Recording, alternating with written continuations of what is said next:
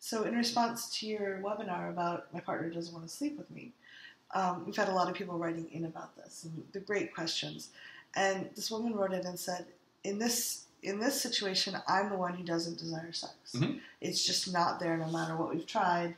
They think it's menopause and hormones. Mm-hmm. But they're having trouble in their relationship because the sex was part of their connection and something they both valued. And now for her, it just doesn't matter. She does not want to have it. And they've tried a bunch of different things, but she's not feeling sexual. She's not wanting to connect that way. Is there something they can do to save their marriage and keep the connection?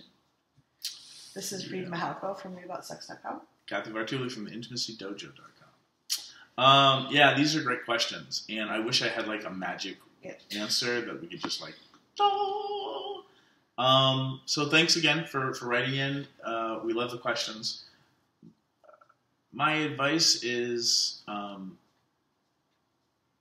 Esther Perel and a couple of people talk about this. It's a thing that gets talked about in the sex therapy world around, if your partner has needs for sex and intimacy, and you're not in the mood, but you want to stay together and make something and have something work, there is this idea, and you have to be careful with it, of, well, what kind of sex or sensual connection can we have? Mm-hmm. Even though I don't want sex, is there something that I can do for you sensually and erotically that I can still show up? And the joke, of course, is that, I'll give you a hand job while we watch television. And then, but again, for your partner, it's that might not work for them. Yeah. So sometimes you can find middle ground that gets everyone's needs met. Even if it's just holding them while they masturbate could increase the sexual energy. So the connection, figuring out what it is you're actually looking for, what your partner's looking for, and where you can be a yes without crossing a boundary of yours. So, because you don't want to be doing something that you're actually a no to. But sometimes there's this really interesting and can be healthy spot of well, I'm not a no. I'm not horny for this thing, but I can be this for you. That doesn't cross weird boundaries and will sometimes work. Not for everybody, because sometimes we want our partners to be fully engaged and turned on. But at the same time, it's I understand you're going through menopause. Your libido's gone. But I still want to connect with you. If you hold me while I jerk off, or, if we do this, then I feel like I'm getting what I needed and I feel connected, and so you're looking for that middle ground.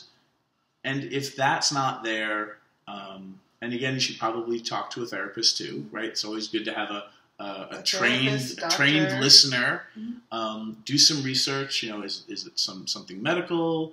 What's going on? Get real about it so you can have real conversations. Mm-hmm. But then you're looking for options. And then, the worst case scenario being, we've looked at all the options, we've done the research, we've had the conversations, and I still don't want sex at this point in my life. Mm-hmm. Who knows, it might shift, but right now I don't. Mm-hmm.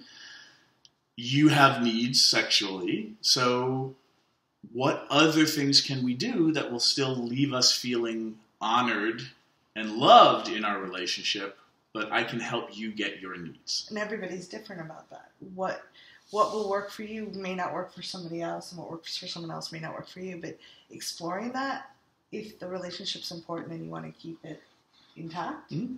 that can be, opening up marriages, finding someone else to bring to bed, or helping them in different ways. Yeah.